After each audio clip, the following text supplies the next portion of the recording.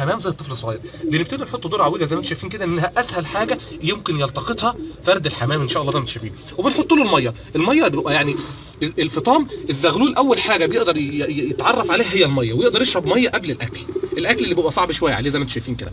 الجزء ده زي ما انتم شايفين كده انا بحاول كنت الاول بساعده زي ما انتم شايفين كده. لو انتوا واخدين بالكم بص بيعمل ايه الفرد، عايز يطلع لي متعود على القهوه زي ما انت شايف كده. الفرد طلع على ايدي لانه متعود ان انا اضغطه بايدي.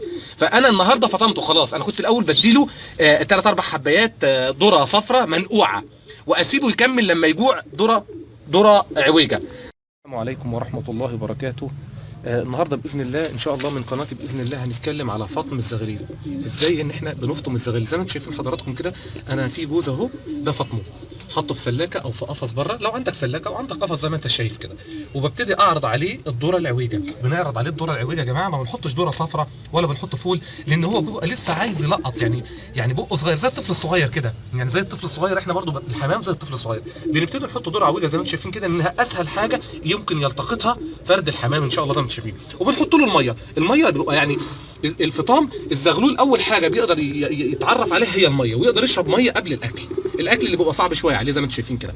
الجزء ده زي ما انتم شايفين كده انا بحاول كنت الاول بساعده زي ما انتم شايفين كده. لو انتوا واخدين بالكم بص بيعمل ايه الفرد، عايز يطلع لي متعود على القهوه زي ما انت شايف كده. الفرد طلع على ايدي لانه متعود ان انا اضغطه بايدي.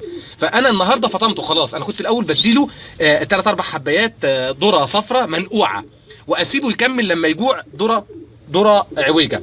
زي ما انتم شايفين هو اخد عليا، طلع لي على طول اهو. بدخله جوه، لو انتوا واخدين بالكم بيطلع تاني اهو. هو اتعود عليا خلاص، الفرد اتعود عليا، بس انا فطمته خلاص. زي ما انتم شايفين حطيت له الاكل كده وحطيت له الميه، ويعتبر دي مرحله فطام زغاليل الحمام. بجهزهم ان شاء الله ان يكونوا امهات أصوص في المستقبل ان شاء الله. اخد منهم انتاج كويس. وما تنسوش ان شاء الله باذن الله اشتراكاتكم في القناه، وان شاء الله عشان يصلكم كل جديد مننا باذن الله. وتحياتي ليكم من قناتي باذن الله. السلام عليكم ورحمه الله وبركاته.